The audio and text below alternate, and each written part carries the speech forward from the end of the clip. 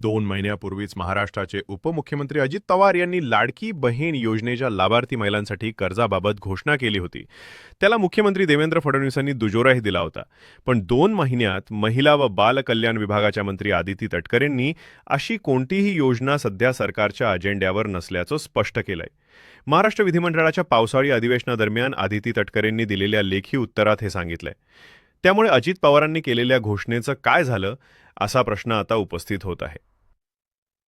अजित पवारांनी काय केली होती घोषणा? यावर्षी मे महिन्यात उपमुख्यमंत्री व राज्याचे अर्थमंत्री अजित पवार यांनी मुखेडमध्ये एका कार्यक्रमात बोलताना लाभार्थी महिलांना कर्ज पुरवठा करण्याबाबत अजित पवारांनी घोषणा केली होती.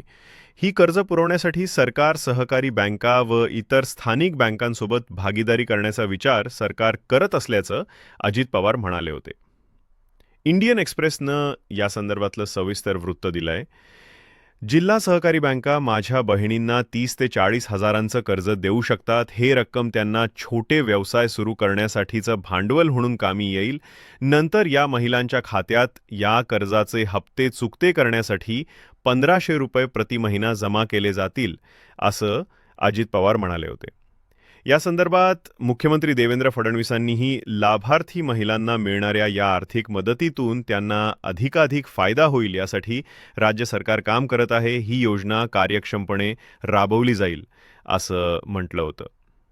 आदिती तटकरेंचं विधानसभेतील उत्तर दरम्यान अजित पवारांनी जाहीर केलेल्या या योजनेसंदर्भात विधानसभेत विचारणा केली असता आदिती तटकरे यांनी त्यावर नकारात्मक उत्तर दिलं.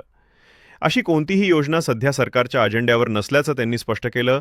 लाडकी बहीण योजनेबाबत काय म्हणाल्या आदिती तटकरे? आदिती तटकरेंनी विधानसभेत लाडकी बहीण योजनेबाबत निवेदन सादर करताना या संदर्भातली आकडेवारी दिली. लाडकी बहीण योजनेअंतर्गत लाभार्थी महिलांना 1500 रुपयांचा लाभ मिळावा यासाठी 2025-26 या आर्थिक वर्षासाठी तरतूद करण्यात आली आहे. त्यानुसार सामान्य गटातील लाभार्थ्यांसाठी 28,290 कोटी, अनुसूचित जमाती प्रवर्गातील लाभार्थ्यांसाठी आदिवासी विकास विभागाच्या माध्यमातून 340 कोटी